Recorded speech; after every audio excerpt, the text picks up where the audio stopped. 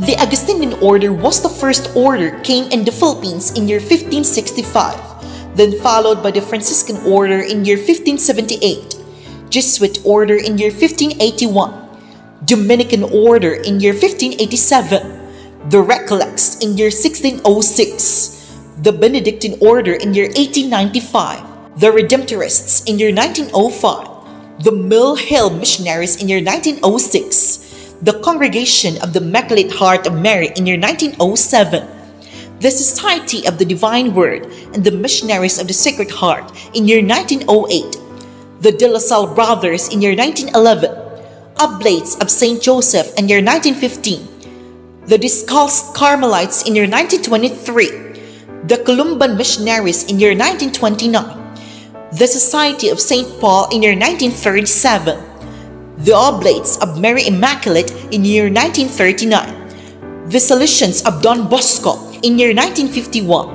and the Carmelites in year 1957. At this point, we're about to present you all the history of the Carmelite order, which was uploaded on YouTube channel named Hong Tran.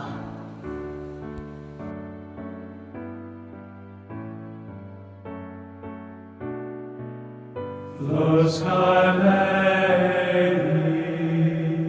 vitis florigerba, splendor celi, virgo pluemera, singularis, mater mitis, sed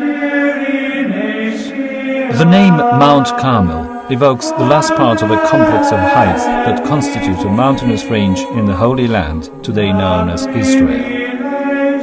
The range is 25 kilometers long and 12 kilometers in width, with a maximum height of 564 meters. It is plowed with valleys and has an area of 150 square kilometers. It is situated north of the Haifa Bay. To the south, it confines with the land of Caesarea, east with the plain of Esdraelon and Saron, and west with the Mediterranean.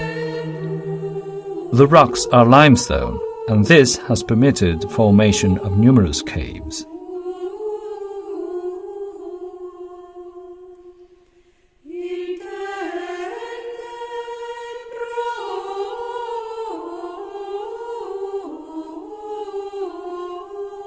Even if the ground is not suitable due to the height, the fertility of the Carmel refers to the spontaneous vegetation due to the abundant dew present especially in summer.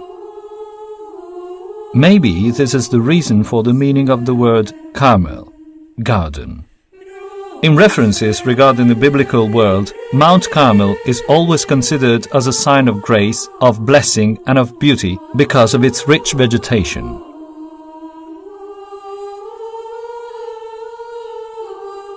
In this, one can see the place of the renewal of alliance and of the interventions made by God and through the prophet Elias, of whose movements and memories the mountain is rich. During the period of the Third Crusade, with the presence of the Carmelites, the Carmel also became a place of worship to Maria.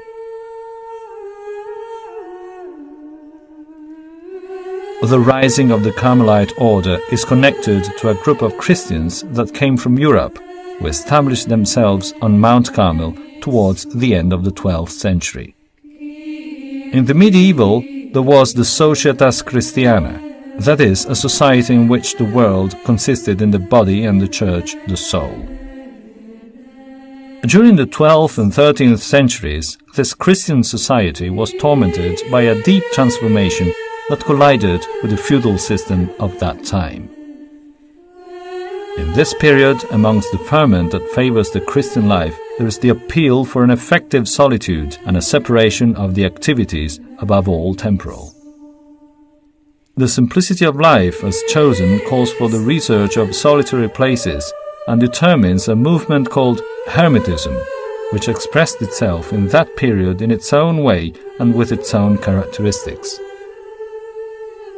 The hermits, towards the end of the medieval and during the rising of the New Age, lived individually or in groups, bound to a monastery or even as independents. They followed or did not follow the monastery laws that orientated the hermits' lives.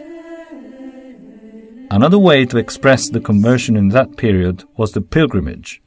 The pilgrim lived as well as living, poverty, mendicancy and wandering, but also emigration.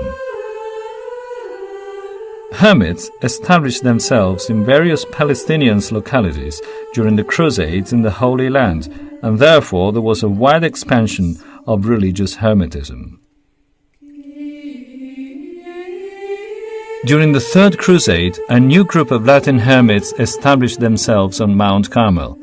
This group was certainly formed of penitents, hermits and pilgrims who took on the spiritual way of life of that time. Giacomo de Vitri, bishop of Acre in 1216, talked about the expansion of religious life in the Holy Land and of the Carmelites on Mount Carmel during the Crusades. Besides holy men renouncing the world and lit by the fervency of religious life, they chose, according to various preferences and desires, the most adaptable places for their intentions and for their devotion. Others, imitating the example of the holy man and solitary prophet Elias, lived as hermits on Mount Carmel, which rises near the city of Porphyria and Haifa, close to the source named after Elias. They lived in solitude, each on his own, in caves similar to beehives, where, like bees, they produced the holy honey of the spiritual sweetness. At the beginning of the charismatic experience, there is a deep correlation with Elias through the place chosen to live on Mount Carmel that establishes, because of the mentality of that period, almost a physical contact with the prophet. For the pilgrim that visited the Holy Land, Mount Carmel was the place where Elias lived, conducted his hermit life, and passed part of his life. The name Elias means Yahweh is my God. This is the name of the prophet that defended fearlessly the Jebus religion against Achab and Jezebel, promoters of the idolatrous cult in Baal. The adventures of this stern and ardent prophet had such an impact amongst the population that legendary tales were created about him. Elias is a solitary prophet that cultivates the thirst of one God and lives in his presence. He is the contemplative rapt by burning passion for the absolute God, of whom the word burnt like a torch. He is the mystic that after a long and strenuous walk learns to read the signs of the presence of God. He is the prophet that is involved in the life of the people, and fighting against false idols brings them back to the fidelity of the alliance with one God.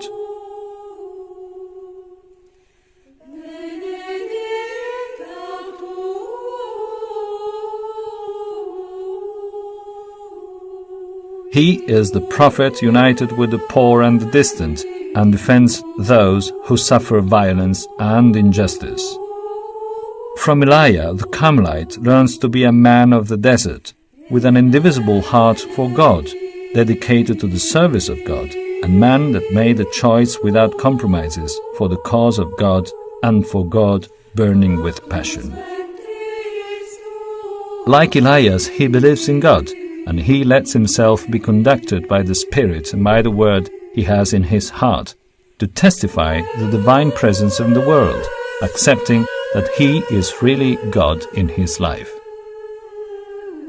The Carmelite sees in Elias the brotherhood experienced in the community, and with him he learns to be the channel of God's tenderness towards the poor and the humble. In this way, the Carmelite looks at the great prophet as his maestro and his model for inspiration.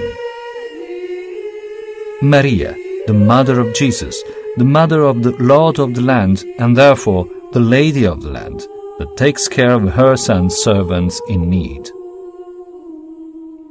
The most ancient icon is a board portraying Saint Mary of the Carmen, called La Bruna, that is venerated in the Basilica of the Carmine Maggiore in Naples.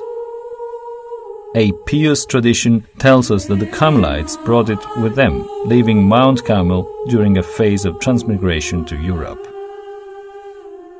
The choice of the Marian patronage is characterized through the dedication to Mary in the first church on Mount Carmel.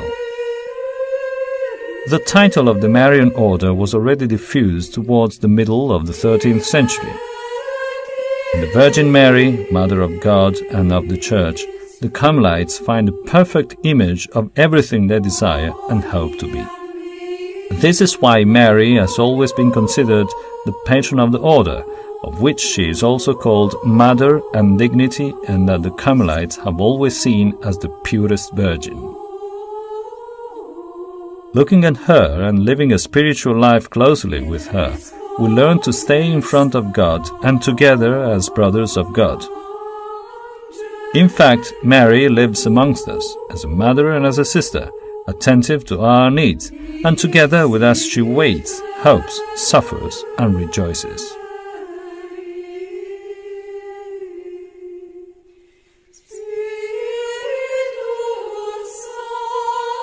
Through the centuries, the Marian of the Carmel devotion is expressed with an attitude of interwoven love, of tender and familiar sweetness, of harmony and similarity with Mary and imitating her virtues. It is impossible to talk about this Marian devotion without remembering the scapula, as for many centuries the order has been symbolized in this and its relationship with Mary, its consecration to her, and the special protection. The scapula is connected to a venerable tradition of the order, the vision of Saint Simon Stock, diffused at the end of the 14th century. According to this tradition, the Madonna appeared to the saint holding the scapula and promising him and his monks that whoever died wearing it would be saved.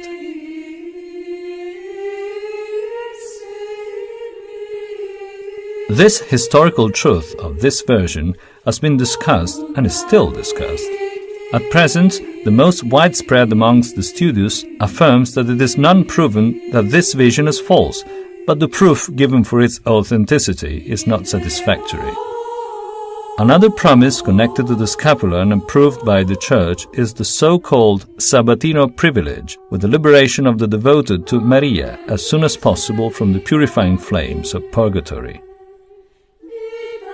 The diffusion of the devotion to the scapula amongst the believers starting from the 16th century was extensive, and still today it is amongst the most diffused Marian devotions in the world. The scapula, this way, helped as an instrument to extend the Carmelite family outside the circle of friars and nuns, with an extensive gathering of the other parties and of the scapular confraternity members. As a sign of membership to the Carmel, the scapular is also a sign of belonging to Maria to express the devotion to this mother and the gathering of the followers to the Carmelite family.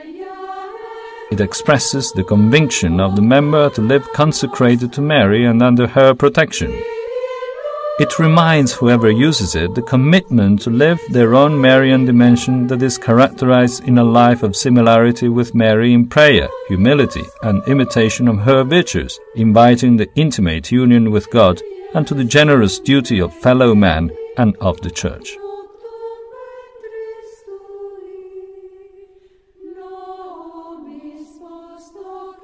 With her maternal love, Mary takes care of her son's brothers, still pilgrims in the middle of danger and difficulties, until they reach their celestial Father.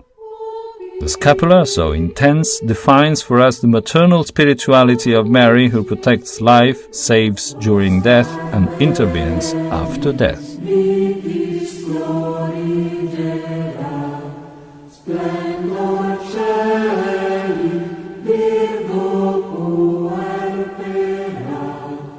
See